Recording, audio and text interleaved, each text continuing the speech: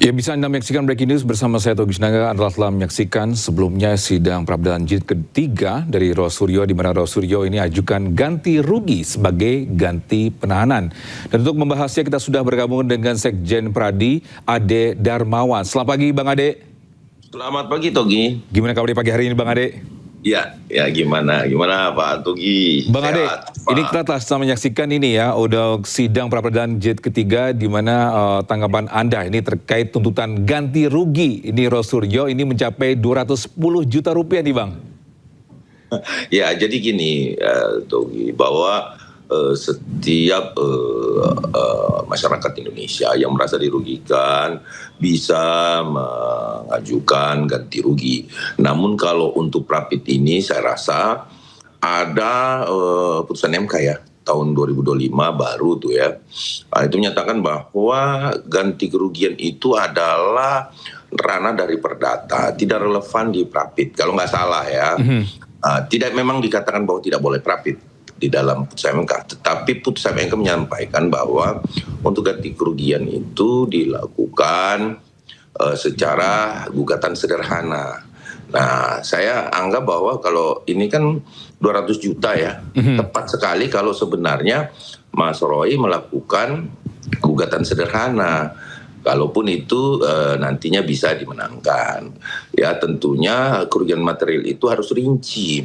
Rinci bukan hanya nota. Tapi memang penggunaannya itu memang adalah dalam rangkaian kasus tersebut. Nah, sehingga saya anggap bahwa untuk dalam ranah Prapit ganti kerugian itu kurang relevan kalau menurut saya. Sehingga harusnya mereka menempuh gugatan sederhana ya agar bisa berjalan sidangnya. Nah, kita lihat saja ini hari ini mungkin apakah hakim akan menolak atau hakim langsung mengeluarkan penetapan. Saya berharap bahwa dengan kewenangan hakim yang diberikan oleh undang-undang untuk ya finding law atau made in law, ini bisa melakukan langsung menyampaikan penetapan agar ini tidak bertele-tele, karena kita ingat hari ini juga pendaftar sudah bernomor juga Ibu Tifa ya di daftar ulang. Jadi ini kalau ada penetapan hari ini sehingga sidangnya bisa saja dilanjutkan juga untuk Mas Roy. Jadi tidak membuang waktu sesuai dengan prinsip peradilan itu sendiri. Cepat, tepat, biaya ringan. Artinya konsep prinsip ya berbeda. Ini bukan hanya norma yang bersifat bisa ditarik kemana-mana ya, tetapi ini ada sebuah asas yang digabungkan dengan norma yang menjadi satu prinsip hukum bahwa peradilan itu ya selain kepastian hukum dia juga cepat, tepat, dan berbiaya ringan. Artinya inilah yang harus tentunya kita junjung bersama-sama agar tidak ada upaya mengulur waktu seperti dalam pertimbangan hakim kemarin menyatakan bahwa ada upaya mengulur-ulur waktu. Artinya ya kita sebagai masyarakat awam dan juga sebagai penegak hukum di sini, kalau saya mewakili diri saya sebagai Sekjen Pradi, bahwa saya melihat bahwa ini harus segera disidangkan agar kepastian hukum itu sendiri bisa terwujud gitu loh Togi. Jadi jangan kita kita boleh untuk melakukan upaya-upaya hukum. Tidak ada satu warga negara Indonesia pun yang tidak diakomodir oleh hukum.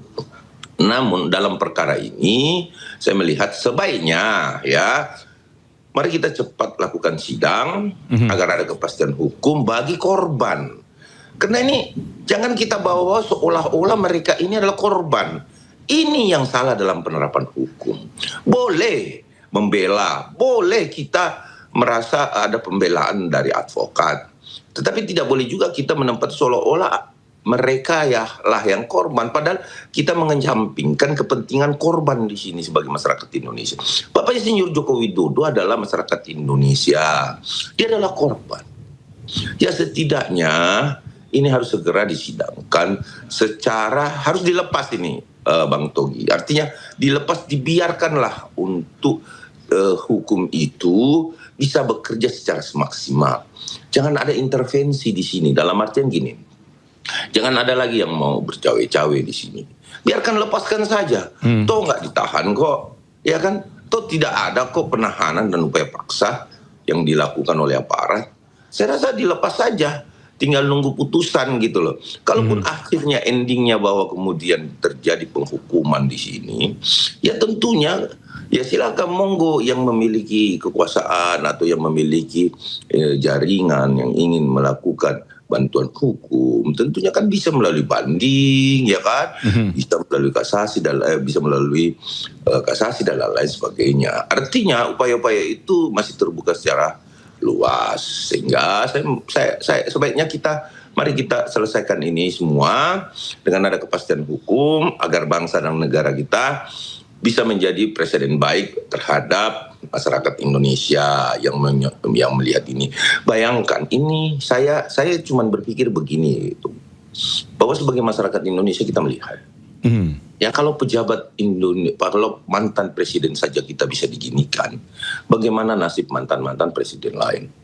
Ketika suatu waktu juga ada hal-hal yang menyangkut kesalahan sedikit, kemudian diungkap ke publik, dan publik melihat bahwa betapa tidak dihargainya para mantan presiden yang harus ditempatkan sebagai seorang negarawan, seorang contoh, seorang panutan. Ya kan? Yang notabene kalau kita lihat kasusnya Pak Jokowi ini jelas kok. Kasus ini sudah jelas. Udah yang berhak mengatakan asli atau palsu itu otoritas.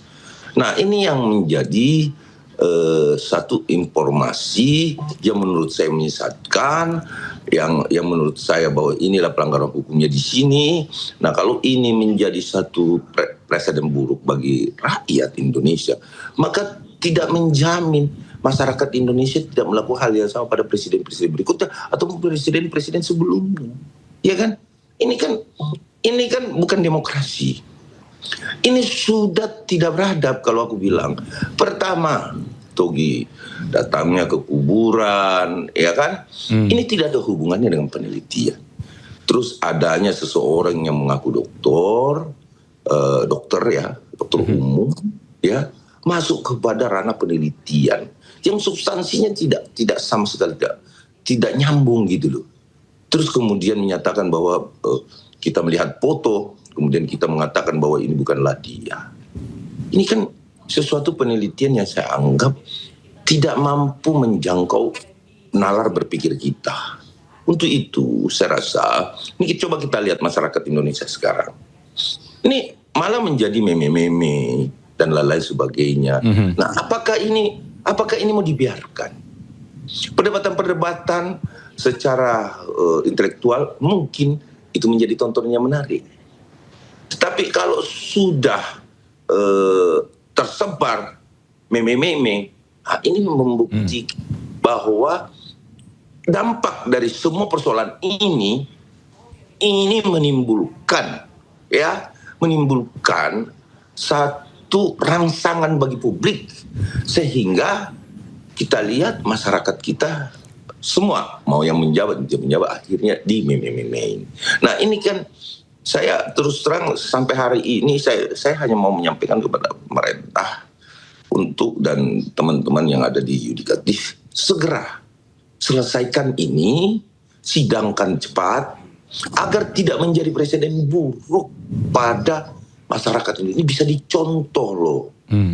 Ya, bukan, kita harus menyelamatkan dan menjaga wibawa, kehormatan para mantan presiden Republik ini. Mereka adalah putra-putra terbaik. Mari kita berikan contoh yang baik kepada bangsa dan negara dengan kewibawaan kita sendiri gitu loh. Seperti itu kira-kira. Baik, Bang Arya, ini mungkin yang terakhir, mungkin kan kita tahu ini sidang ini berlarut-larut. Apakah menjadi warga negara ini ada batas waktu untuk pra-peradilan atau mungkin dari pihak hakim bisa langsung memutuskan untuk langsung ke sidang perkara? Ya, kalau terkait itu sidang perkara ya, saya rasa kalau ini keluar penetapan di dalam prapit yang diajukan Roy Suryo, ya maka insya Allah bahwa Prapit ini langsung pasti bisa masuk ke pokok perkara. Terus kan Ibu Tifa juga udah diraftarkan nih, udah bernomor juga yang baru kan? Udah dapat informasinya di iNews? Ya, itu kan sudah diraftarkan juga kembali dalam perbaikan ya. Saya rasa itu sudah akan bersidang juga segera kan. Jadi saya rasa idealnya memang pengadilan Prapit hari ini segera mengeluarkan penetapan. Melalui apa? Kewenangannya yang dinamakan finding law, kemudian made in law. Membuat hukum dan menemukan hukum. Dan itu sama menurut undang-undang. Badan yudikatif kita harus memiliki marwah yang terhormat juga. Kenapa? Ini sebagai contoh tahap terakhir dari suatu due process of law, yaitu kepastian hukum. Kita ini relawan, praktisi hukum, orang-orang ahli di hukum, di bidang hukum. Itu hanya pengen kok bangsa ini tidak menjadi presiden buruk. Baik. Hati-hati di sini dalam hal ini. Biarkanlah pengadilan ini memutuskan sesuatu yang memang menjadi domainnya.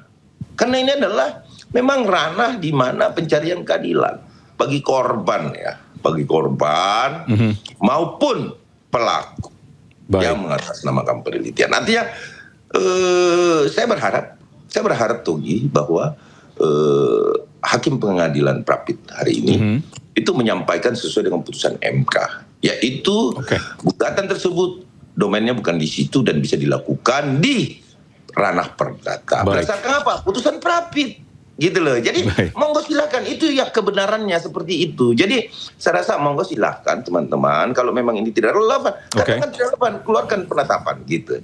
Itu tuh. Baik, terima kasih Bang Ade Darmawan, selaku Sekjen Peradi atas insight-nya dan waktunya. Salam sehat Bang. Terima kasih Bang. Terima kasih Togi, salam sehat. Assalamualaikum. Waalaikumsalam. Baik, bisa demikian breaking news kali ini. Selanjutnya Anda bisa menyaksikan program iNews Today bersama rekan kami Kevin Pakan dan Bernadetta Ginting. Saya Togi Sinaga pamit, terima kasih dan sampai jumpa.